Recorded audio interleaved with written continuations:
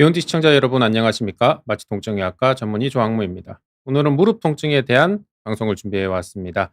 제가 의사가 예전에 등산을 좀 무리를 하게 해가지고 제가 무릎 통증을 앓은 적이 있거든요.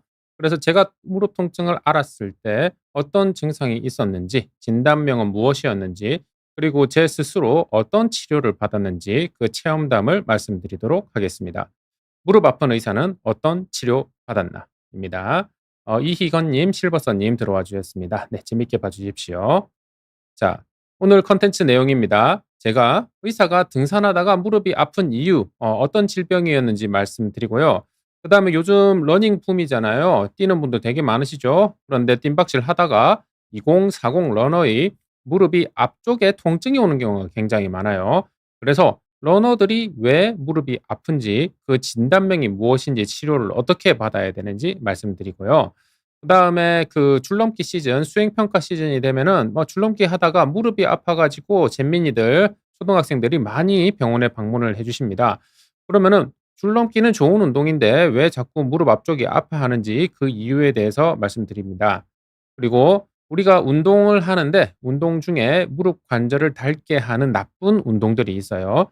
어떤 운동들이 무릎에 좋지 않은지 설명드리고, 그다음에 이미 무릎이 아프신 분들 있잖아요. 무릎이 관절이 닳거나 아니면 인대에 염증이 있거나 이미 무릎이 아프신 분들이 그러면은 운동을 하기는 해야 되는데 무릎을 보호하면서 어떤 운동을 해야 되는지 추천 운동 말씀드리고요. 그다음에 무릎이 아프시거나 무릎을 보호해야 되는 분들은 신발이 굉장히 중요합니다. 왜냐하면은 아래로부터 충격 흡수가 되어야지 무릎에 충격이 덜 가잖아요. 그래서 어떤 신발을 신어야 되는지, 어떤 신발이 무릎에 좋지 않은지 말씀드리도록 하겠습니다. WTI7님께서 선생님 안녕하세요. 기다렸습니다. 라고 또 선풀을 달아주셨습니다. 항상 저한테 칭찬을 해주시는 댓글을 달아주셔서 힘이 납니다. 감사합니다. 자, 그럼 이제 본격적으로 시작해 볼게요. 제가 20대 때 등산을 무리하게 하다가 무릎이 아팠던 적이 있습니다. 그래서 어떻게 아팠고 어떤 진단명이었고 어떤 치료를 받았는지 말씀드리도록 하겠습니다. 제가 그때 등산에 취미를 붙여 가지고 등산을 일 주일에 한 번씩 갔다 왔는데 제가 그때 체계적으로 배우지 않았어요. 그리고 제가 그때 그 공중보건의사로 전라남도에 혼자서 떨어져 있었기 때문에 등산을 잘하는 지인하고 같이 올라가는 게 아니고 제가 그냥 올라갔었거든요. 그때는 지금처럼 막 검색이 활성화돼 있지 않아 가지고 제가 제대로 알지 못하고 정보가 없는 상태에서 그냥 무대뽀로 등산을 했었는데요. 그러다 보니까 등산만 다녀오면은 자꾸 무릎 통증이 발생을 하는 거예요. 아, 그래 가지고 무릎에 분명히 무리는 가는데 '이게 무엇이지?' 하고 이제 저도 좀 찾아보게 되었죠. 저는 이제 정보가 부족하고 또 저 혼자가 없이 이제 무식한 등산을 하고 있었는데요. 저는 그때 이제 갓 의사 면허를 딴 일반의 시절이어서 제가 이제 근골격계 질환에 대해서는 좀 잘 모르는 점이 있었습니다. 그리고 제가 연고 없는 지역에 떨어지다 보니까 좀 등산을 하는 잘하는 분들과 같이 가지 못했고 혼자서 무대뽀로 등산을 한다는 단점이 있었고요. 그다음에 제가 깊게 공부를 하거나 그런 게 아니고 그냥 독학으로 무대뽀로 이제 부딪히다 보니까 등산에 대한 스킬이 좀 많이 부족했지요. 그래서 제가 등산이 무엇이 안 좋고 어떤 자세를 해야 되고 어떤 장비를 써야 되고 그런 거에 대한 지식이 부족했었고, 그다음에 연고 없는 지역이기 때문에 코스를 좀 제대로 모르고 갔었어요. 저는 지리산 쪽에 가까웠지만은 그 유명한 데 갈 코스에 가려면 좀 시간이 많이 걸렸기 때문에 지리산의 지류, 좀 유명하지 않은 그런 산들을 주로 탔었는데요. 그러니까 유명하지 않으니까 저도 이제 코스에 무엇이 나타나고 어떤 코스인지도 모르고 그냥 이제 발을 들였고요. 그다음에 이제 제가 제대로 알거나 공부하거나 가지 않았으니까 좀 이제 안전 불감증이 있었죠. 요런 단점들이 있는 상태에서 등산을 했습니다. 일단은 코스에 대한 정보가 너무 부족했어요. 그때 당시에는 지금처럼 막 핸드폰으로 치면은 코스에 대해서 막 처음부터 끝까지 쫙 나오고 이런 시절이 아니었기 때문에 2010년대 초였거든요. 그래서 코스에 대한 지식이 좀 부족했었고 제가 또 유명한 곳이었으면 어느 정도 검색으로 할 수 있었지만은 유명하지 않은 곳에 가다 보니까 정말 코스에 대한 정보가 없었어요. 한 번은 이런 일이 있었습니다. 제가 경남 하동의 어떤 돌산에서 이제 오르고 있었는데 어느 순간 갑자기 제 오른쪽에도 낭떠러지, 제 왼쪽에도 낭떠러지. 저는 이제 중간에 이제 바위 위를 이제 보호막이 없는 바위 위를 이제 오르고 있더라고요. 그래 가지고 '내가 언제 이렇게 위험한 곳에 왔지?' 이러면서 이거 안 되겠다. 내려가야 되겠다.' 이러면서 내려온 적도 있었어요. 그러니까 이제 코스에 대한 정보가 부족하니까 되게 좀 위험한 등산을 했었고요. 그다음에 제가 독학으로 등산을 시작을 하다 보니까 등산에 대한 노하우가 좀 매우 부족했습니다. 저는 이제 이런 식이었죠. 사후 약방문식으로 자꾸 장비를 구매를 했었어요. 사실은 이제 지나서 나서 생각해 보면은 안전에 대한 등산 장비는 미리 구입을 하고 그거를 쓰면서 썼어야 됐는데 저는 이제 제대로 아는 게 없으니까 한번 미끄러져 보고 미끄러져 본 다음에 이제 등산화를 구입하고 그다음에 좀 무리를 해서 무릎이 아파 보고 그다음에 필요에 의해서 등산 스틱을 구입하고 그다음에 일반 옷 입고 갔다가 땀에 흠뻑 젖어 가지고 이제 으슬으슬 추위도 경험해 보고 그다음에 이제 고어텍스 옷을 구입하고 이런 식이었거든요. 그래서 제가 자꾸 사후 약방문식으로 장비를 구매하니까 그 장비를 구매하기 전에는 몸에 좀 무리가 될 수밖에 없었지요. 그리고 저는 좀 잘못된 인식이 있었어요. 그 그런 게 있잖아요. '칼을 뽑으면은 무라도 찔러야 된다.' 그래서 이제 '산에 오르면은 정상을 정복해야 된다.'는 잘못된 인식을 가지고 있었어요. 이런 인식을 가지게 된 게 좀 그때부터였던 것 같아요. 막 수학여행 가고 뭐 학교에서 그 산을 오르면은 그 꼭대기까지 올라가게 해 주잖아요. 그러니까 뭐 '산에 오르면은 당연히 꼭대기에 올라가야 되는구나.' 이렇게 생각을 하고 실력도 부족한데 자꾸 이제 정상을 정복하려고 하니까 자꾸 무릎에 대는 그런 상황이었어요. WTI7 님께서 "젊은 패기였네요."라고 말씀해 주셨는데 네 맞습니다. 젊은 패기였고 만용이었지요. 그래서 그렇게 만용을 부리면서 등산을 갔다 오면은 이제 어느 순간부터 무릎 통증이 발생을 하기 시작하더라고요. 그런데 제가 무릎이 통증을 앓은 곳은 딱 한 부분이었습니다. 어디였냐면은 무릎 안쪽 중에서도 무릎 관절 아래쪽 그쪽이 아프더라고요. 그래 가지고 '이쪽이 아픈 질환은 무엇이지?' 하면서 저는 그때 일반이었으니까 잘 몰라 가지고 막 책을 뒤져보기 시작했는데 그게 바로 거위발 건염이더라고요. 거위발 건염은 무릎의 안쪽 뼈가 튀어나온 부분 바로 아래쪽에 쏙 들어가는 부분이 있거든요. 여기입니다. 여기에 거위발 힘줄들이 모여 있는데 이 힘줄들은 하나가 아니에요. 3개가 모여 있는데 이 힘줄들은 요렇게 올라가 가지고 대퇴사두근하고 연결됩니다. 대퇴사두근은 우리 허벅지 앞쪽에 있는 커다란 근육들이거든요. 그 커다란 근육들이 줄기를 3개를 물고 뼈의 한 곳에 힘줄들이 다 도착을 하게 돼 있습니다. 그러면은 우리가 계속 움직이고 걸을 때마다 이 커다란 근육이 일을 하게 되면은 커다란 근육이 일을 하니까 자꾸 힘줄을 당기게 되는데 그러면은 이 힘줄이 붙어 있는 그 뼈의 부분이 좀 이제 무리가 될 수밖에 없지요. 그리고 이 커다란 근육 3개의 힘줄이 한 곳에 다 모여 있기 때문에 이 거위발 건염 무릎 안쪽 아래쪽 부분은 되게 무리가 많이 될 수밖에 없고 거기에 염증이 생기는 게 바로 거위발 건염입니다. 거위발 건염이 생기는 이유는 일단은 과사용입니다. 저는 등산을 무식하게 했었고 무식하게 정상까지 정복을 하는 사람이었기 때문에 당연히 이제 무릎을 과사용을 하고 있었고요.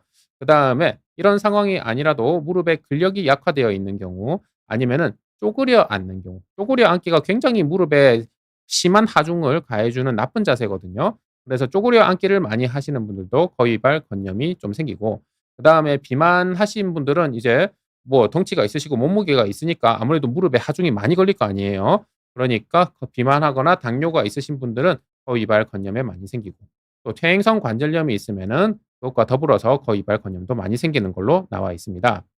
그래서 내가 거위발 건염이냐 아니냐 요거를 알기 위해서 간단한 방법을 알려드리면은 일단은 내가 무릎 안쪽 아래쪽에 한 군데에 통증이 있고 거기를 쏙 눌러봤을 때 통증이 더 생기면은 그게 바로 거위발 건염을 의심할 수 있습니다. 그럼 우리 이제 무릎이 있잖아요. 무릎이 안쪽에 이제 만져보면서 이제 뼈가 튀어나와 있잖아요.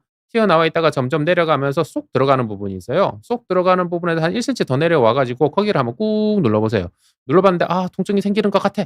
그러면은 거기가 바로 거위발 힘줄이 모이는 것이고 눌렀을 때 통증이 있으면은 거기에 염증이 있을 확률이 좀 있기 때문에 거위발 건 쪽에 눌렀는데 통증이 있으면은 반드시 관련된 전문의를 찾으셔 가지고 진단을 받아보시고 치료를 받으시기를 추천드립니다. 그래서 저는 거위발 건염으로 제 스스로 확진을 하고 어떤 치료를 받았냐? 일단은 휴식부터 먼저였죠. 왜냐하면은 제가 무리하게 등산을 해서 생긴 염증이었으니까 등산을 좀 괜찮아질 때까지 한 2-3주 정도 쉬어 줬고요.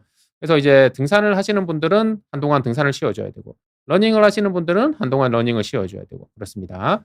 그다음에 냉찜질을 했어요. 우리가 아플 때 온찜질을 해야 돼요? 냉찜질을 해야 돼요? 많이 여쭤보시는데 저는 냉찜질을 했어요. 왜냐하면은 이때는 염증이 있기 때문에 염증을 가라앉힐 때는 냉찜질을 해야 되기 때문입니다.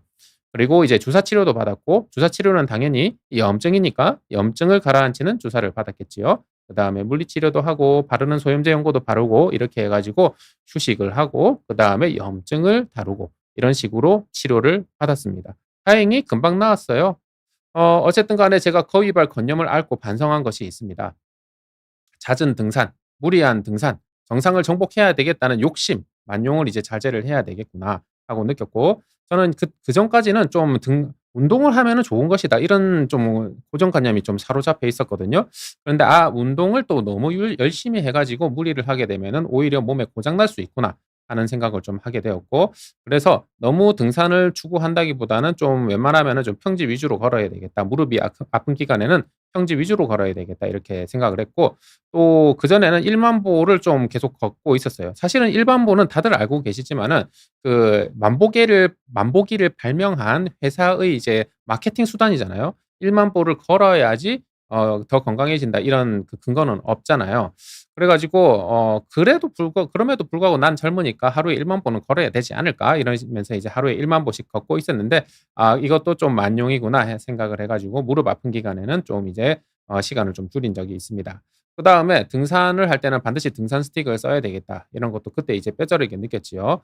좀 저는 그때 그렇게 생각했어요. '난 아직 20대 후반에 불과한데 무슨 등산 스틱이냐. 이거는 좀 나이 든 분들이 하는 거 아니냐.' 이런 생각도 가지고 있었는데 완전히 잘못된 생각이었죠. 그래서 그다음부터는 장비를 적극적으로 쓰기 시작했습니다. 당연히 등산할 때 등산화 신으셔야 되겠죠. 그다음에 둘레길이라든지 아니면은 산책을 할 때는 당연히 운동화를 신어야 되겠지요. 이렇게 장비에 대해서도 적극적으로 사용하기 시작했습니다.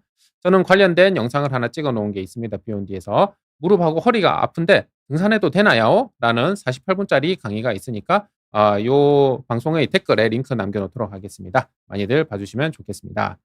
네. 오영도 님께서 "교수님 경험담 들으며 젊었으니까 가능한 것이었다는 생각이 들어요." 네 맞습니다. 젊었으니까 가능한 만용이었다고 생각을 합니다. 제가 젊었으니까 아파도 금방금방 좀 나았지 제가 좀 나이가 들고 무릎이 고장 난 상태에서 그런 식으로 '정상을 정복해야 돼. 산 꼭대기까지 올라가야 돼.' 이런 식의 망용을 부렸다면은 아무래도 좀 크게 고장이 나 가지고 그 이후로도 '긴 시간 동안 고생을 할 수 있었지 않았을까.' 요렇게 생각을 하게 됩니다. 실버선님께서 질문 주셨습니다. 50대인데 계단 내려갈 때 무릎 앞쪽이 찌릿하게 아픕니다. 평지를 걸을 때는 괜찮은데 계단에서만 아픈 경우에도 관절염을 의심해야 하나요? 라고 질문 주셨습니다. 일단은 실버선님께서는 50대 넘어가셨기 때문에 관절염이 어느 정도 의심이 되고요. 계단 내려갈 때 내 체중의 5배의 하중이 무릎에 걸립니다. 내려갈 때 굉장히 많은 하중이 무릎에 걸리거든요. 그래서 무릎이 아프신 분들은 저는 계단을 사용하지 않기를 권고드리고 있어요. 실버서님께서는 관절염이 있을 수 있기 때문에 혹시 아직 진단을 받아보시지 않았다면은 가까운 통증 관련 전문의를 찾으셔 가지고 엑스레이 한번 찍어보고 관절염이 있는지 한번 살펴보는 것도 좋을 것 같고요. 거기에다가 더불어 관절염이 있을 수도 있지만은 거기에 더불어 또 힘줄염 같은 게 있을 수도 있거든요. 힘줄염에 대해서는 조금 이따 컨텐츠를 준비했으니까 같이 봐주시면 좋겠습니다. 그러면 PPT로 한번 돌려주십시오. 2040 러너의 무릎 앞쪽 통증입니다. 러닝 좋은 운동이잖아요. 요즘에 러닝 완전 붐이죠. 마라톤 대회도 시시각각 열리고 있고 사실은 뭐 동네에 나가 보면은 강변에 가 보면은 뭐 계속 러너들이 많으시고 러닝 크루도 엄청나게 많이 발달하고 있는데요. 이런 러너분들이 젊은 러너분들이 무릎 앞쪽이 아프시다고 많이들 병원에 오십니다. 아니 러닝은 좋은 운동 아닌가? 러닝은 몸에 좋지 않은가? 근데 왜 무릎이 아프지? 네, 무릎이 아픕니다. 다 그런 건 아니고 무리가 되면 아픈 거죠. 그러면은 왜 그런지 진단명이 무엇인지 어떻게 치료를 받아야 되는지 말씀드리도록 하겠습니다. 이렇게 예전 뉴스에도 나와 있네요. MZ세대 젊은 층 무리한 러닝 후에 무릎이 통증이 있고 무릎 연골연화증을 유의하세요라고 나와 있네요. 무릎 연골연화증이 뭐지? 네, 무릎 연골연화증은 젊은 사람의 무릎 관절염 저는 그렇게 별명을 붙였는데 한번 봅시다. 자, 연골연화증은 영어로 영어 별명이 또 있습니다. 러너스니 뛰는 뜀박질하는 사람의 무릎. 뜀박질하는 사람들이 무릎이 앞쪽이 아프더라. 그래서 이제 러너스 니라는 별명이 붙었는데요. 연골연화증은 저는 젊은 사람의 무릎 관절염이라고 생각을 합니다. 우리가 무릎 관절염, 나이가 들어서 생기는 퇴행성 무릎 관절염, 무릎 사이의 관절면이 다른 거잖아요. 그거는 여기 대퇴골하고 그다음에 하퇴골하고 이 사이에 있는 요 관절, 이 사이에는 관절판이 있거든요. 그게 이제 닳아 가지고 생기는 게 무릎 관절염인데요. 관절은 사실 무릎 관절은 요거뿐만이 아닙니다. 여기도 있지만 저 앞쪽에도 있어요. 대퇴골하고 그다음에 슬개골 사이에 여기도 관절이 있습니다. 요렇게 사실은 무릎 관절은 한 세트예요. 그런데 나이가 들면은 대퇴골하고 하퇴골 사이에 관절면이 닳아서 생기는 퇴행성 관절염이 생기지만은 나이가 젊을 때 운동을 많이 하고 러닝을 많이 하시는 분들은 거기 말고 앞쪽에 대퇴골하고 슬개골 앞쪽에 여기에 있는 관절이 닳는다. 이게 바로 연골연화증, 젊은 사람의 관절염, 러너스니, 빈박질하는 사람의 무릎입니다. 다 똑같은 말입니다. 그래서 사진을 하나 딱 찍어 보면은 이 슬개골하고 그다음에 대퇴골하고 사이에 원래는 연골이 있어 가지고 어느 정도 간격이 있어야 되는데 이게 닳아 버리면은 이 간격도 좁아지고 그다음에 슬개골이 원래는 공중에 떠 있거든요. 바깥쪽 안쪽으로 힘줄이 팽팽하게 당겨 주고 위쪽 아래쪽으로 힘줄이 팽팽하게 당겨 줘야지 그 슬개골이 제자리에 있을 거 아닙니까? 그런데 무리를 많이 하게 되면은 이 슬개골 뒤쪽에 있는 관절이 닳아 버리니까 그리고 이 팽팽하게 당겨 주는 힘줄들의 밸런스가 무너지다 보니까 이 공중에 떠 있는 슬개골이 제자리에 있지 않고 딴 데로 가 버려요. 그래서 엑스레이 찍어 보면은 이 연골연화증이 있는 분들은 이 관절면 사이도 좁고 이제 슬개골이 요렇게 딴 데로 가 버리는 경우도 있거든요. 자, 그래서 어떤 증상이 있느냐? 무릎 앞쪽이 주로 아픕니다. 내가 이제 뜀박질을 하고 러닝을 많이 하고 있는데 무릎 앞쪽이 자꾸 아프다 하면 한번 의심해 봐야 되고요. 특히 이제 무릎에 심한 하중을 일부러 줬을 때 쪼그리고 앉으면은 통증이 더 심해지는 양상이 있습니다. 그리고 오래 앉아 있으면은 그러니까 무릎에 또 하중을 이제 은근히 주는 거죠. 그러면은 뻣뻣하고 시큰한 느낌이 무릎 앞쪽에 있고요. 그다음에 무릎을 굽혔다가 펼 때 뚝 하는 마찰음이 있는 경우도 있습니다. 그리고 무릎이 붓는 경우도 발생할 수도 있습니다. 이게 바로 빈박질하는 사람들이 무릎이 아플 때 생길 수 있는 연골연화증의 증상입니다. 연골연화증은 빈박질하는 사람에게 많이 생기기 때문에 빈박질을 할 수 있는 사람은 주로 젊은 건강한 사람들이기 때문에 2040에서 많이 생기고요. 그다음에 여성분들이 좀 더 생기게 돼 있고 그다음에 근육 밸런스가 별로 안 좋으신 분들이 무리해서 빈박질을 할 때 더 생긴다. 이렇게 나와 있습니다. 그러니까 요렇게 그 대퇴에 있는 근육이 충분히 발달돼 있고 안전적으로 이제 기둥이 세워진 분들은 똑같은 러닝을 해도 크게 무리가 안 되는데 내가 평소에 운동을 하지 않다가 갑자기 러닝을 시작한 경우에는 아무래도 기본 베이스 근육의 체력 자체가 좀 부족하기 때문에 연골연화증이 생길 가능성이 좀 더 높다. 이렇게 이해하시면 되겠습니다. 연골연화증이 생기는 원인 운동은 과도하게 걷거나 과도하게 러닝을 하거나 아니면 과도하게 스쿼트를 하거나 점프를 하거나 계단 오르기를 과도하게 하거나 아니면 쪼그려 앉기를 과도하게 할 경우에는 젊은 사람의 관절염, 연골연화증에 걸릴 수도 있습니다. 젊은 사람의 관절염, 연골연화증에 걸린 경우에는 어떤 치료를 해야 되냐면은 일단은 휴식을 해야죠. 내가 뜀박질을 너무 많이 해 가지고 연골연화증에 걸렸다. 당연히 괜찮아질 때까지는 러닝을 좀 쉬어 줘야 되고요. 그다음에 염증이 생기고 관절염이잖아요. 염증이 생겼기 때문에 찜질은 냉찜질을 해 주셔야 되고 염증이 생겼기 때문에 소염제를 발라 주시는 게 좋고 염증이 생겼기 때문에 소염 신경 주사를 맞아 주시는 것이 좋고 필요한 경우에는 그리고 기본적으로 대퇴근 허벅지에 있는 근육이 얇은 상태에서 무리하게 뜀박질을 하다가 생기는 경우가 많기 때문에 허벅지 근육을 탄탄하게 하는 운동도 좀 병행해 주는 것이 좋습니다. 이런 분들이 되게 많으세요. 저 다음 주에 마라톤 대회예요. 나가야 돼요. 그러니까 빨리 낫게 해 주세요. 참 그러면 참 난감하지요. 왜냐하면은 왜 아픕니까? 러닝을 너무 많이 해 가지고 염증이 생겨 가지고 아픈데 다음 주에 이제 대회가 있다고 40km를 뛰는다고 이제 낫게 당장 통증을 없애게 해 달라고 하면은 참 그게 근본적인 치료나 아니면 그게 이제 치료의 가야 될 방향이냐 하면은 참 거기에 대해서는 이제 현실과 좀 부딪히는 부분이 많지요. 그런 면이 좀 있습니다. 자, 그러면은 아까 전부터 제가 허벅지에 있는 근육을 좀 단련을 시켜야 된다. 이렇게 말씀을 드리는데 기본적으로 그거예요. 건물의 기둥이 탄탄해야지 그 건물이 무너지지 않잖아요. 그런 식으로 허벅지에 있는 근육을 탄탄하게 만들어 줘야지 무릎 주변에 이제 구조가 안정화가 되면서 똑같은 러닝을 하더라도 무릎에 무리가 덜 가게 됩니다. 그래서 이제 대퇴사두근 운동을 해야 되는데 대퇴사두근 운동을 할 때는 무릎이 이미 아프신 분들은 무릎 관절에 무리를 덜 주면서도 허벅지 근육을 단련시킬 수 있는 운동을 해야 되잖아요. 그래서 사실은 허벅지 근육을 단련시킬 수 있는 운동은 굉장히 여러 가지 종류가 있지만은 무릎 관절에 무리를 덜 주면서 단련시키기 위해서는 요렇게 누워 가지고 이제 발을 앞쪽으로 드는 운동을 하시는 게 좋습니다. 요거는 앞으로 팡팡 차는 게 아니고 아래쪽 다리를 서서히 드는 것입니다. 요렇게 이제 누워서 대퇴사두근 강화 운동을 하시는 것을 추천드립니다.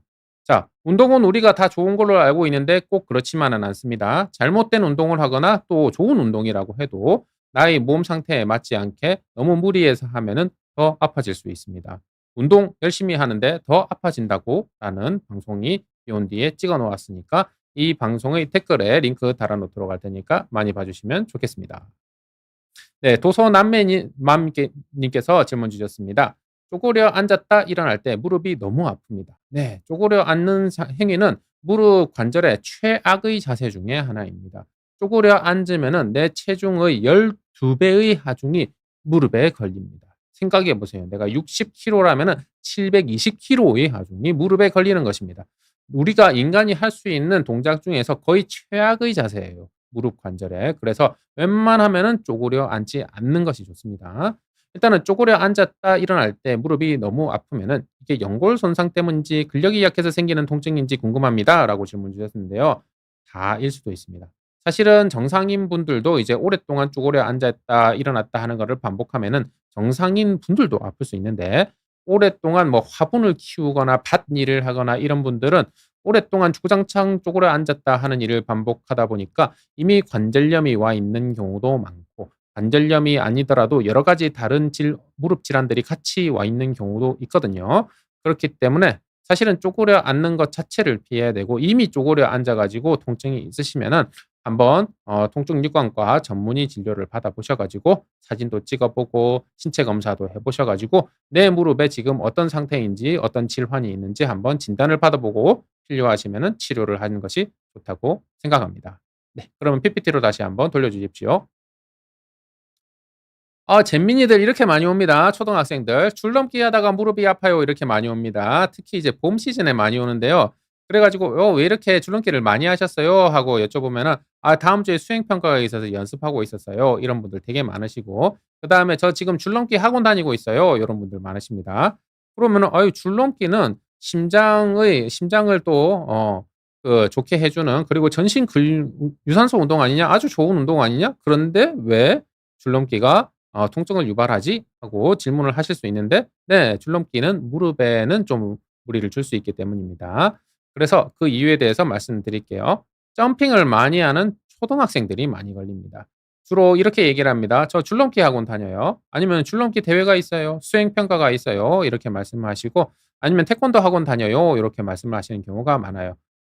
태권도 학원에서는 요즘에는 태권도만 가르치는 게 아니잖아요. 주로 이제 워밍업을 할 때 줄넘기도 하고 그다음에 줄넘기 수행 평가가 있으면은 줄넘기도 또 가르쳐 드리고 이렇게 하시는 것 같더라고요. 그래서 거기서 이제 점핑을 많이 하다 보니까 무릎 앞쪽이 아파서 또 오시는 분들이 많아요. 그리고 이제 중학생 넘어가면은 남자 친구들은 또 농구하고 축구하고 배구하고 이렇게 많이 하잖아요. 그래서 요렇게 오시는 분들이 되게 많아요. "나 줄넘기 학원도 다니고 있는데 또 친구들하고 농구도 해요. 나 줄넘기 학원 다니고 있는데 친구들하고 축구도 해요." 이런 경우에 되게 많이 오거든요. 왜냐하면은 이제 무릎에 무리가 되기 때문이죠. 그래서 이제 줄넘기 학원을 다니거나 대회가 있거나 태권도 학원을 다니거나 농구를 하거나 배구를 하거나 축구를 하거나 특히 이제 초등학교 선수인 경우에 더 많이 오는데요. 왜 오냐? 이게 바로 슬개건염입니다. 그러니까 슬개골 무릎 뚜껑뼈 아래쪽에 있는 힘줄 여기 힘줄에 염증이 생기기 때문입니다. 이걸 바로 미국에서는 이제 점퍼스니 점핑을 하는 사람의 무릎, 점프를 하니까 자꾸 무릎 앞쪽이 아프더라. 그래서 이렇게 별명이 붙은 거거든요. 그래서 이제 슬개골 힘줄에 염증이 생기는 것을 슬개건염 그래서 점프를 많이 하는 초등학생들한테 많이 옵니다. 증상은 무릎 앞쪽, 슬개골 아래쪽 여기에 눌러 보시면은 여기에 낭창낭창하는 탄력이 있는 그 힘줄이 있거든요. 이 힘줄에 염증이 생기는 거예요. 활동할 때 특히 이제 점핑을 할 때 통증이 악화가 되고요. 심하면은 붓기가 생기기도 합니다. 초등학생들이 무릎에 붓기가 생기면은 얼마나 놀라시겠어요. 그래서 이제 병원에 좀 막 오시거든요. 결국에는 많이 뛰어서 그렇습니다. 많이 뛰어서 힘줄에 염증이 생기는 거기 때문에 여기 그 무릎 앞쪽에 있는 슬개골 아래쪽에 있는 살짝 움푹 들어간 데가 있거든요. 거기가 힘줄이에요. 거기 이제 꾹 눌러 봤을 때 '아.' 하고 이제 통증을 느끼신다면은 바로 통증 유관과 전문의를 방문하셔 가지고 한번 진단을 받고 치료를 받는 게 좋을 것 같습니다. 그래서 많이 콩콩 뛰어 가지고 생기는 슬개건요. 무릎 쪽 앞쪽에 통증이 있을 때는 어떤 치료를 받느냐 하면은 일단 휴식을 해야지요. 내가 태권도를 너무 많이 해서 농구를 많이 해 가지고 슬개건염이 있다. 그러면 태권도하고 농구를 좀 당분간 쉬어 줘야 되고, 그다음에 내가 줄넘기 학원을 다니는 바람에 슬개건염이 생겼다 하면은 당분간 괜찮아질 때까지는 줄넘기 학원을 좀 그만둬야 되겠죠. 좀 쉬든지 해야 되겠죠. 당연히 원인을 좀 이제 쉬어 줘야 되고요. 그다음에 슬개골 아래 힘줄에 염증이 생기기 때문에 온찜질이냐 냉찜질이냐, 염증이 생기면은 냉찜질이죠. 그리고 염증이 생겼기 때문에 소염 진통제 먹는 약으로 해도 되고, 잼민이들은 이제 먹는 약으로 해야 돼요. 바르는 거는 성인 때 할 수 있거든요. 그다음에 주사 치료는 잼민이들은 할 수가 없겠네요. 어른들이 생기면은 할 수 있고요. 그다음에 물리치료 받아줄 수 있고, 마찬가지로 무릎 주변, 무릎 위쪽에 있는 허벅지 근육을 강화를 하면은 그 주변의 구조가 강화가 되기 때문에 무릎 통증을 줄일 수 있다. 그다음에 운동화를 착용을 하면서 운동을 하고 이제 점프를 해야지, 크록스 신고 아니면은 슬리퍼 신고 샌들 신고 이제 팡팡팡팡 뛰고 있으면은 당연히 충격 흡수가 덜 되니까 무릎에 똑같은 운동을 하더라도 더 많이 무리가 갈 것입니다. 그리고 점핑을 많이 하시는 초등학생들이 앓는 무릎 질환 대표적인 게 또 하나 더 있습니다. "아 저 줄넘기 학원 다녀요. 줄넘기 대회가 있어요. 태권도 학원 다녀요." 요런 식으로 해 가지고 초등학교 저학년 학생들이 주로 이제 무릎 앞쪽이 아파서 오는데, 그때 이제 만져보면은 무릎 앞쪽, 슬개골 아래쪽에 이제 힘줄이 있잖아요. 거기서 좀 더 내려오면 이제 뼈에 다시 닿거든요. 그 뼈에 다시 닿는 부분이 앞으로 돌출된 분들이 있어요. 그러면은 이제 이게 또 다른 병입니다. 오수굿이라는 외국 사람이 발견해서 오수굿병이라는 병인데, 이름은 뭐 외우실 필요 없고요. 무릎 앞쪽에 통증이 있으면서 무릎 앞쪽에 뼈가 튀어나온 경우에 진단이 됩니다.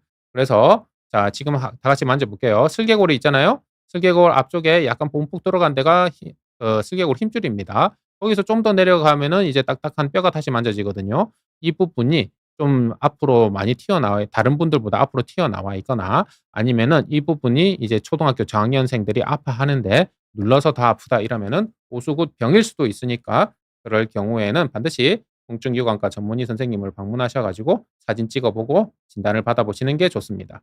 이렇게 이제 오수굿병에 걸리면은 사실은 이게 왜 걸리냐고 하면은, 여기 뼈 사이에 보면은 요 틈이 있죠. 여기는 성장판이에요, 성장판. 성장판은 아직 이제 골화가 덜 된 거거든요. 그러니까 덜 단단해진 거죠. 덜 단단해졌는데 여기서 자꾸 점프를 하다 보면은 이 힘줄이 자꾸 당겨요. 당기고. 그러면은 여기가 비유를 하자면은 덜 굳은 시멘트 같은 거거든요. 그 덜 굳었는데 자꾸 당기면은 이제 뼈가 앞으로 나가는 거죠. 그래서 이제 오수굿병이 생기고 이제 뼈가 이제 벌어지니까 이제 통증이 생기는 거예요. 성장통의 일종이라고 할 수 있습니다.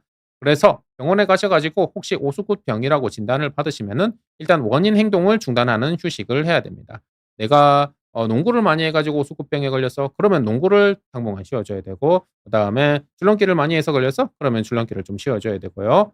염증이 생기는 거니까 당연히 온찜질, 냉찜질 중에는 냉찜질을 하셔야 되고, 염증이 생겼으니까 소염 진통제를 또 해 줘야 되고, 그다음에 그 무릎 아픈 부분 위쪽에 대퇴사두근, 허벅지 근육을 강화해 가지고 전체적인 구조를 안정화시켜 주면은 똑같은 운동을 하더라도 무릎 통증을 줄일 수 있다 하는 거 말씀드립니다.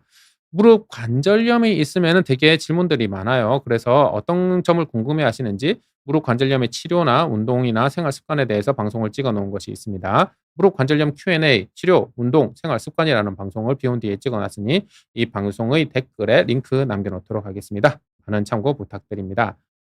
그리고 저는 조항무엔 통증이라고 제 개인 채널을 운영하고 있습니다. 한번 놀러 와 주십시오. 최근에 무릎 아픈 가족과 제가 여행을 다녀오면서 반성한 점, 그리고 어떤 점을 준비해야 되는지 무릎 아픈 가족과 여행 계획 짜는 법이라는 팁 영상을 만들어 놓았으니까 또 봐 주시면 좋겠습니다. 자 TTYUG 님께서 질문 주셨습니다. 무릎, 연골, 다리 아프면은 배도 아픈가요? 어르신들 무릎, 다리, 연골 아프니까 배가 아파서 화장실 자주 가시더라고요. 요거는 제가 잘 모르겠습니다. 제가 소화기 전문의는 아니라 가지고 이 부분은 제가 잘 모르겠습니다. 마른 벚꽃님께서 질문 주셨습니다. 40대인데 달리기를 시작한 뒤부터 무릎 바깥쪽이 아픕니다. 며칠 쉬면 괜찮아졌다가 다시 뛰면 아픈데 계속 운동해도 되는 건가요? 라고 질문 주셨습니다.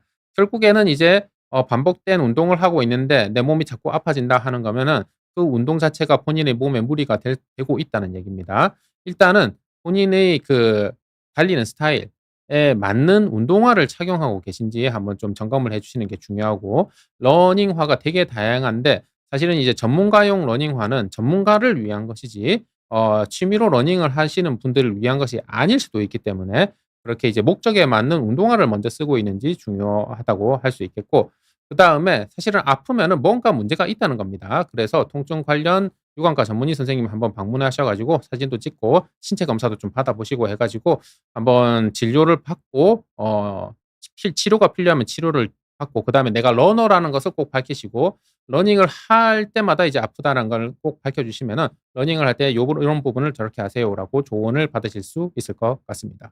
네. 그럼 PPT로 다시 한번 돌려 주십시오. 자, 우리가 운동을 많이 하잖아요. 그런데 운동은 몸에 대체로 좋으나 잘못된 운동을 하면은 무릎 관절을 빨리 닳게 하는 최악의 운동들이 있습니다. 그래서 무릎이 아픈 분들이 피해야 되는 운동에 대해서 말씀드리도록 하겠습니다. 자, 무릎이 아픈 분들은 등산을 하지 않기를 권고드립니다. 등산은 굉장히 좋은 운동 아니야? 유산소 운동도 되고 정신의 평화도 갖다 주고 엄청 좋은 운동인데, 심장에도 좋은데. 맞습니다. 등산은 정신의 평화도 갖다 주고 그다음에 심장에도 좋고 유산소 운동도 되고 근력 운동도 되는 좋은 운동입니다. 하지만 등산은 무릎이 아픈 분들의 무릎에는 무리가 되는 운동입니다. 그래서 무릎이 아픈 분들은 등산을 하시지 않기를 권고드립니다. 특히 내려가는 행위가 무릎에 좋지 않습니다. 내려갈 때는 내 체중의 5배의 하중이 무릎에 걸립니다. 자그마치 5배입니다. 내가 60kg이라면은 300kg의 하중이 무릎에 걸립니다. 이미 나는 무릎이 닳아 있고 무릎이 아픈데 거기다 대고 300kg으로 찍어 누르고 있으면은 얼마나 더 빨리 망가지겠습니까? 그렇기 때문에 무릎이 아프신 분들은 등산하지 않기를 권고드립니다. 특히 등산은 또 안 좋은 게 무엇이냐면은 이미 올라갔으면은 산 중턱에서 그만둘 수 없다는 게 최악의 단점입니다. 나는 이미 무릎에 신호가 왔어. 그런데 집에 가야 되잖아요. 내려와야 되거든요. 그러니까 이게 안 좋단 말입니다. 그래서 웬만하면은 저는 이제 그 평지를 걸으시라고 하죠. 이제 등산하시지 마시고 둘레길 걸으세요. 왜냐면은 평지를 걸으면은 등산보다는 훨씬 더 덜 무릎에 하중이 걸리는 거 첫 번째. 그리고 평지길을 걷다가도 내가 이제 무릎이 아파질 수 있잖아요. 그러면은 바로 그 자리에서 택시 타고 집에 가면 되거든요. 그러니까 하산을 끝까지 해야만 하는 등산이 위험하다는 거를 말씀드리죠. 그리고 등산을 하실 때는 젊고 나이 들고 무릎에 통증이 있고 없고를 떠나서 반드시 양쪽에 등산 스틱을 꼭 착용하시고, 내가 등산을 한 번만 갈 거라고 해도 반드시 등산 스틱 양쪽에 사용하시고 반드시 등산화 착용하시길 권고드립니다. 산에 올라갈 때는 무조건 등산화입니다. 넘어지는 경우가 되게 많기 때문에 무조건 등산화 꼭 기억해 주십시오. 그다음에 계단 오르내리기도 이제 비추천드립니다. 계단 내려가는 거는 무릎에 안 좋다는 거 많이들 알고 계세요. 그런데 또 이런 질문을 하시죠. 계단 올라가는 건 좋은 거 아니에요? 계단 올라가는 건 일부러 하라고 그러던데요. 네, 맞습니다. 계단 올라가는 거는 심장에 좋고 심폐지구력 향상에 좋고 근력 운동도 되고 유산소 운동도 됩니다. 하지만 계단 올라가는 것은 무릎에는 하중을 많이 주기 때문에 무릎이 아픈 분들은 계단 오르기도 하지 말라고 말씀을 드립니다. 계단을 오르면은 내 체중의 3배의 하중이 무릎에 걸립니다. 내가 60kg이라고 하면은 180kg이 무릎에 하중이 걸립니다. 그러면은 내가 이미 무릎이 아픈데 무릎이 닳아 있는데 거기다 대고 180kg으로 찍어 누르고 있으면은 무릎이 나만 나겠습니까? 그래서 이미 무릎이 아프신 분들은 계단 오르기도 좋지 않기 때문에 오르는 것도 하지 말으시라고 말씀을 드리고요. 그래서 지하철 탈 때는 웬만하면은 엘리베이터 사용하셔라. 그다음에 에스컬레이터에 있을 때는 에스컬레이터에서 더 빨리 가려고 오르고 내리고 하지 말고 에스컬레이터에서는 가만히 서 계셔라. 이렇게 말씀드리고, 아파트에서 일부러 계단 오르기 운동하시는 분들이 있는데 이미 무릎이 아프신 분들은 계단 오르기 운동 하시지 마시고 그냥 운동화 신고 평지를 걸으셔라. 둘레길 걸으셔라. 이렇게 말씀을 드리지요. 그다음에 스키, 스노보드 정말 좋지 않습니다. 소시적에 "나 스키나 스노보드 좀 탔어." 하시는 분들 무릎 통증 많이들 가지고 계시지요. 왜냐하면은 스키, 스노보드는 무릎에 좋지 않거든요. 피봇 운동이라고 합니다. 순간적으로 방향을 휙휙 바꾸는 거 있잖아요. 요게 되게 무릎에 안 좋습니다. 그래서 스키, 스노보드 하시지 않기를 권고드리고 피봇 운동은 스키, 스노보드에만 있는 거 아닙니다. 테니스, 탁구, 축구, 배드민턴, 농구 전부 다 피봇 운동이 있기 때문에 어느 정도는 이 피봇 운동이 나의 무릎에 좀 손상을 줄 수 있다. 무릎에 무리가 갈 수 있다라는 것을 반드시 알고 운동을 해야 됩니다. 사실은 이런 식으로 "이것 때문에 이 운동 못 해. 저것 때문에 저 운동 못 해." 이런 식으로 하다 보면은 세상에 할 수 있는 운동이 없어요. 그래서 어느 정도는 좀 받아들여야 되는데 내가 하는 운동이 어떤 장점이 있고 어떤 단점이 있는지는 알고 그 운동을 하셔야 됩니다. 그래서 내가 뭐 테니스를 열심히 하고 있는데 갑자기 이제 어느 순간부터 무릎이 시큰시큰거리고 아프고 방향을 자꾸 바꿀 때마다 아파 이러면은 그때 이제 피봇 운동 때문에 테니스가 무릎에 경고 신호를 주고 있는 거기 때문에 그러면은 좀 이제 어느 정도 쉬어 주거나 아니면 치료를 받아야 될 수 있는 거죠. 그래서 운동이 다 좋은 면만 있는 게 아니다. 운동도 무릎에 그리고 다른 몸에 무리가 될 수 있다는 점을 알고 계셔야 됩니다. 특히 논문에선 이렇게 나와 있어요. "골프 연습장 연습 좀 그만하세요." 이렇게 나와 있어요. 왜냐하면은 이제 골프도 이제 이게 그 무릎이 비틀거든요. 이제 스윙을 하고 이제 팔로우 스루 할 때 이제 방향이 바뀌면서 무릎이 비틀어지거든요. 그게 좋지 않아요. 그런데 이제 사실은 그렇죠. 이제 진료를 보다 보면은 "골프 하지 마세요." 하면은 누가 안 합니까? 골프는 이제 운동뿐만이 아니고 사회생활이기도 하기 때문에 "골프 그만두세요." 하면은 그만두실 수 있는 분이 없죠. 그렇지만 논문에는 이렇게 나와 있습니다. "골프 연습장 연습은 좀 자제해라." 왜냐하면은 이게 안 좋은 동작을 하루에 100 개씩 치고 오시잖아요. 안 좋은 동작을 100 번씩 한단 말이죠. 그리고 그거를 또 성실한 분들은 일 주일에 5 번씩 하세요. 그럼 일 주일에 500 번씩 이제 안 좋은 동작을 하시고 오는 건데 그런 식으로 하면은 이제 무릎이 더 빨리 망가진다. 그래서 골프를 뭐 하려면은 라운딩 정도만 즐기고 그다음에 비거리 욕심 너무 내지 말고 골프 연습장에서 연습을 하는 건 좀 자제해라. 요렇게 논문에도 나와 있고 저도 그렇게 말씀드리고요. 그러면은 "아이고 그러면 나 스코어가 떨어질 텐데."라고 말씀을 하시면은 네. 스코어 떨어지는 건 당연하죠. 그냥 4명 중에 4등 하세요. 가 가지고 이제 박수 쳐 주시면서 오시면 돼요. 내가 꼴찌하면은 내 팀원들이 기분이 좋잖아요. 이렇게 이제 말씀을 드리고 있습니다. 그리고 이제 내가 에서 무릎 자세 중에 최악의 자세는 이제 무릎을 접는 동작입니다. 그러니까 쪼그려 앉는 동작이죠. 쪼그려 앉으면은 무릎 뼈와 뼈 사이에 있는 반월상 연골판이 뒤로 밀려 가지고 짜부러들어 가지고 이게 찢어질 수도 있거든요. 내 체중의 12 배의 하중이 순간적으로 무릎에 걸리기 때문에 쪼그려 앉는 동작 최악의 동작입니다. 웬만하면 하시지 않기를 권고드리고 여긴 또 15 배라고 나와 있네요. 이게 논문마다 수치가 다르거든요. 그래서 이제 무릎을 접는 동작, 쪼그려 앉는 동작, 엎드려서 걸레질 하면 안 됩니다. 밭일 완전 최악입니다. 밭일 주말 농장 하셔 가지고 꼭 무릎 아프셔서 오시는 분들 좀 답이 없습니다. 왜냐면은 업으로 밭일을 하시는 분들은 계속 하셔야 되고 그다음에 주말 농장 또한 그만두시라고 해서 이제 바로 그만두실 수 있는 게 아니더만요. 그래 가지고 좀 치료에 어려운 점이 있고 그다음에 집에서 화분 가꾸는 분들도 이제 자꾸 쪼그려 앉으니까 좀 문제가 생기는데요. 이런 경우에는 화분을 그 선반 위에 올려 가지고 서 가지고 "화분을 가꾸세요."라고 말씀을 드리고 그런 분들은 좀 천천히 나아지더라고요. 그다음에 여성분들 바닥에 앉을 때 양반 자세 아니면은 옆으로 앉는 자세 어쨌든 간에 그 무릎을 접고 앉는 거 되게 좋지 않고요. 다리 꼬아서 앉는 거 좋지 않습니다. 그다음에 땅바닥 생활, 양반 자세 같이 땅바닥 생활도 무릎을 접는 동작이라서 무릎에 하중이 굉장히 많이 걸리니까 요것도 유의해 주십시오. 자 무릎 통증을 위해서 어떤 자세를 해야 되는지 그리고 영양제에 대해서 되게 궁금해하셔 가지고 무릎 통증을 위한 생활 습관 영양제라는 방송을 비운 뒤에 찍어 놓은 것이 있습니다. 이 방송의 댓글에 링크 남겨 놓도록 할 테니까 많은 참고 부탁드리도록 하겠습니다. 자 조항모임 퀴즈 시간입니다. 여러분은 어떤 신발이 제일 편하세요? 나는 뭐 어떤 브랜드도 괜찮고 아니면 어떤 구동화를 신고 있다. 나는 슬리퍼인데 요게 좋더라. 나는 이런 형식이 좋더라 하는 거를 자유롭게 지금 실시간 댓글로 달아주시길 부탁드립니다. 여러분은 어떤 신발이 제일 편하신지 나에게 제일 편한 신발 한번 실시간 댓글로 달아주시면은 제가 보고 참고하도록 하겠습니다. 실시간 댓글에 지금 바로 댓글 남겨주시길 부탁드립니다. 요거는 제가 제일 편애하는 신발이거든요. 뉴발란스 2002R이라는 모델인데 모델명은 몰라도 되니까 그냥 브랜드명만 말씀 주셔도 되고 아니면 형식만 말씀 주셔도 되니까 나는 크록스가 제일 편해 이렇게 하셔도 괜찮습니다. 한번 댓글 좀 달아주십시오. 자, 그러면은 바오님께서 질문 주셨습니다. 무릎에 물을 빼고 주사를 맞으면 편해지는데 몇 달 지나면 다시 붓습니다. 물을 반복해서 빼도 관절에 해가 되지는 않나요? 라고 질문 주셨습니다. 이게 무릎 관절염이 아마 있으신 모양입니다. 바오님께서는 무릎 관절염이 있는데 좀 계속 좀 심하면은 계속 이제 반복적으로 물이 차지요.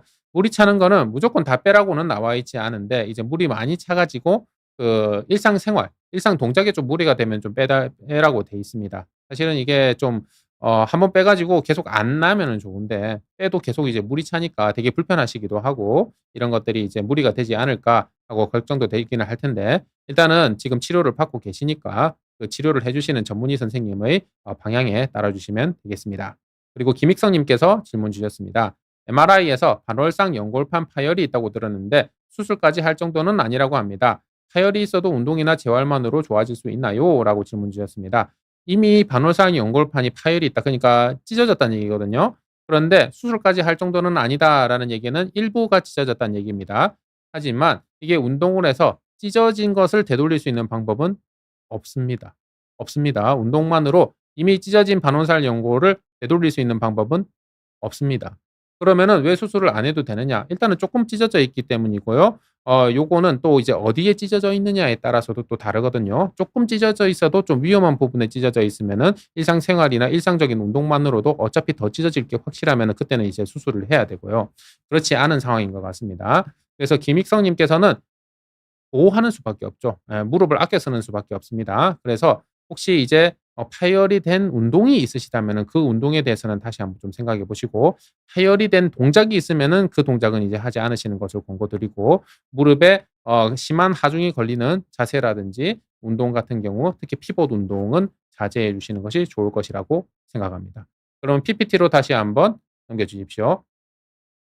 무릎 아프면 어떤 운동을 해야 되는지 알려드리도록 하겠습니다. 무릎이 아플 때 운동의 핵심은 바로 뭐냐 하면은 그 무릎 주변에 근육을 활성화 시켜 줘야 되거든요. 근육 운동을 해야지 기둥이 빵빵해져 가지고 무릎에 관절에 가해지는 하중이 줄어들거든요. 그래서 근육을 키워야 되는데 근육을 키우면서도 그 운동이 무릎 관절에 무리를 주지 않아야 됩니다. 굉장히 어려운 거예요. 그러니까 양방향으로 가고 있는 토끼를 동시에 잡는 그런 방법이거든요. 그 방법에 대해서 알려드리도록 하겠습니다. 무릎 통증이 있을 때 최고의 운동은 물속에서 걷기입니다. 내 하중의 30% 밖에 무릎에 걸리지 않습니다. 최고의 운동입니다. 압도적으로 최고입니다. 그래서 수영장에 주기적으로 가실 수 있는 분들은 반드시 가슴까지 오는 물 깊이에서 걸으십시오. 굉장히 좋습니다. 특히 비만인데 무릎 관절염이 있다 하시는 분들은 선택의 여지가 없습니다.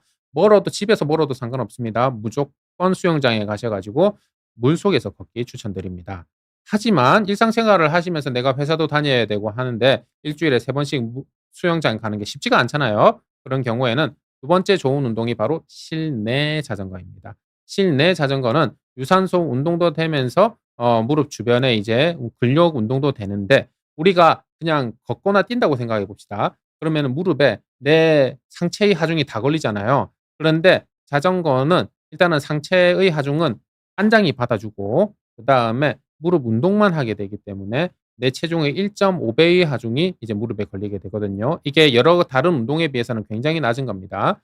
그래서 자전거를 타시되 실외 자전거 말고 실내 자전거 타시고 그다음에 실내 자전거를 타시되 사이클처럼 허리를 이렇게 숙이는 자전거 말고 허리를 이렇게 펴서 하는 장바구니 자전거 사용하시기를 원하고 말씀드리고 그다음에 그 안장 높이가 되게 중요해요. 안장 높이 잘못 맞추면은 오히려 무릎에 무리가 갈 수 있거든요. 그래서 요거는 유튜브에서 찾아보세요. 키에 맞춰 가지고 자전거 안장 높이 그 세팅하는 법 요거 찾아보셔 가지고 나의 키에 알맞은 그 안장 높이를 세팅해서 실내 자전거를 타시길 권고드리고 또 너무 세게 세팅해 가지고 끙착 이렇게 하지 마시고 가볍게 하시길 권고드립니다. 내가 세게 하루 이렇게 하는 게 중요한 게 아니고 운동은 기본적으로 약하더라도 지속적으로 할 수 있는 정도가 좋습니다. 그다음 날 일어나서 내가 더 뻐근하고 좀 몸살 기운이 있어 하면은 좀 너무 무리를 한 거고, 그다음 날 일어났을 때 기분 좋게 뻐근하면은 제대로 된 강도로 한 거라고 말씀드리도록 하겠습니다.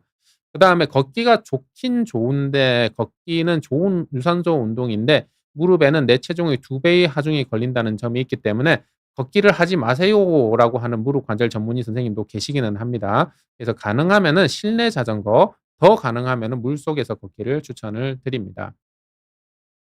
그다음에 수영. 수영은 참 좋은 운동이죠. 정말 좋은 운동이긴 한데 평영, 평영은 무릎에 좋지 않습니다. 개구리형. 왜냐면은 무릎을 팡, 팡 차잖아요. 요 동작이 무릎에 좋지 않기 때문에 우리가 아프신 분 무릎이 아프신 분들은 평영 하지 마시고, 그다음에 접영도 다리를 무릎을 팡, 팡 차잖아요. 접영도 하지 마십시오. 그다음에 아쿠아로빅 참 좋은 운동인데, 그래서 제가 직접 배워 봤거든요. 너무 페이스가 빠르더라고요. 그래서 아쿠아로빅 배우시는 분들은 선생님이 하시는 그 페이스보다 동작을 줄여 가지고 본인의 페이스대로 천천히 하시기를 추천드립니다. 무릎 관절염이 있으면은 요렇게 누워 가지고 다리를 들어 올려 가지고 요 운동 최고로 추천드립니다. 왜냐하면은 무릎에 하중은 덜 걸리면서 허벅지에 있는 근육을 기를 수 있거든요. 그다음에 허벅지 뒤쪽에 있는 햄스트링 운동도 헬스장에서 하는 방법이 있고, 그다음에 엎드려 가지고 집안에서 하는 방법이 있으니까 참고해 주시고요. 엉덩이 운동도 요렇게 엉덩이 근육별로 이렇게 여러 가지가 있으니까 가능하시면은 운동 전문가에게 퍼스널 트레이닝으로 1대1로 배워 가지고 하시는 게 좋고요. 그다음에 코어 운동을 반드시 하라고 돼 있습니다. 무릎 통증이 있는 분들은 코어 운동을 반드시 포함되어야 된다, 요렇게 적혀 있기 때문에 요런 이제 플랭크 운동, 처음에 플랭크 운동 정식으로 하기 힘드시면은 요렇게 이제 무릎을 땅에 닿게 하는 플랭크 운동 하시는 것을 권고드립니다. 특히 운동은 반드시 전문가에게 배워서 하셔야 됩니다. 내가 스스로 유튜브 보고 따라하는 것은 그냥 비슷하게 따라만 하는 거지, 그러다가 부상의 확률이 매우 높기 때문에 반드시 본인의 운동 목표를 제시하셔 가지고 1대1로 퍼스널 트레이닝을 먼저 받고 운동의 노하우를 배운 다음에 운동을 하시길 추천드립니다. 어떤 운동이든 간에요. "무릎 통증을 위한 운동은 따로 있다."라는 방송이 있으니까 요 방송이 댓글에 남겨 놓도록 하겠습니다. 많은 참고 부탁드립니다. 자, 조항문 퀴즈. "여러분은 어떤 신발이 제일 편하세요?" 라고 질문 드렸고요. 이희건 님께서는 쿠션 있는 운동화. 네, 쿠션 있는 운동화 참 좋습니다. 그다음에 WTI 님께서도 운동화, 오영도 님께서는 가볍고 탄력 있는 신발이라고 말씀 주셨고요. 민트 님께서는 WTI 님께서 스케쳐스가 제일 편한 듯요. 그래서 제가 스케쳐스 그 고 러닝? 아니 고워크, 그거 일부러 사서 신어 봤거든요. 거기에 대해서도 좀 이따 말씀드리고, 민트 선 님께서도 뉴발란스 2002R 제가 추천 항상 드리고 있는 거 이미 신어 보셨고, 아식스, 그다음에 호카 본디 9이 편하다고 하셨습니다. 요런 부분에 대해서 제가 방송을 준비해 왔는데, 무릎을 지키는 운동화 고르는 방법이라는 방송을 준비해 왔는데 지금 방송 시간이 다 돼 가지고 요거는 제가 다음번에 비욘디에서 또 기회가 있으면 말씀드리거나, 아니면 제가 따로 집에서 찍어 가지고 제 조항모의 통증 채널에 올려 놓도록 하겠습니다. 참고 부탁드리도록 할게요. 그리고 이제 중년의 30%가 무릎 관절염이 있다. 운동으로 미리 예방하자. 어떻게 예방을 해야 되는지 운동법에 대해서 방송이 또 있으니까 이 방송의 링크에 달아 놓도록 하겠습니다. 많은 참고 부탁드립니다. 그래서 무릎 통증에 대해서 말씀드렸고요. 저는 비욘디의 월 2회 출연 중입니다. 지금까지는 목요일 오후 1시에 출연하고 있었는데 다음 달 9월 달부터는 일요일 오후로 시간이 변경됩니다. 참고 부탁드립니다. 9월 달에는 방송 의사가 신발 때문에 발바닥, 발등이 아팠던 이야기, 또 제가 아팠던 이야기입니다. 신발 때문에 발바닥, 발등이 아팠던 이야기 말씀드리면서 그 운동화 추천 얘기 다시 녹여 가지고 말씀드리면 되겠네요. 그다음에 10월 달에는 허리가 아프다면 즉시 꺼내 봐야 될 영상, 그리고 거북목이라면은 즉시 꺼내 봐야 될 영상이 2편 연속으로 10월 첫 주 일요일에 오후 5 시, 오후 6시 요렇게 돼 있습니다. 10월 달부터는 즉시 꺼내 봐야 될 영상 시리즈로 찾아뵙도록 하겠습니다. 저는 이 방송 포함해서 비욘디에 48번의 방송을 찍은 게 있습니다. 그래서 척추 통증이든 관절 통증이든 대상포진 통증이든 무릎 통증, 뭐 두통 가릴 거 없이 정신의 통증에 대해서 다 방송을 찍어 놨으니까 이 방송의 댓글에 링크를 남겨 놓도록 하겠습니다. 요 링크로 들어가면은 제가 이때까지 찍어 놨던 48편의 방송이 바로 보이니까 본인의 통증에 맞는 방송을 바로 골라 보시면 되겠습니다. 9월 6일 일요일 오후 5시에는 의사가 신발 때문에 발바닥, 발등이 아팠던 이야기로 다시 찾아뵙도록 하겠습니다. 49분 동안 긴 시간 동안 집중해 주셔서 감사합니다. 그럼 9월 달에 다시 뵙겠습니다. 감사합니다.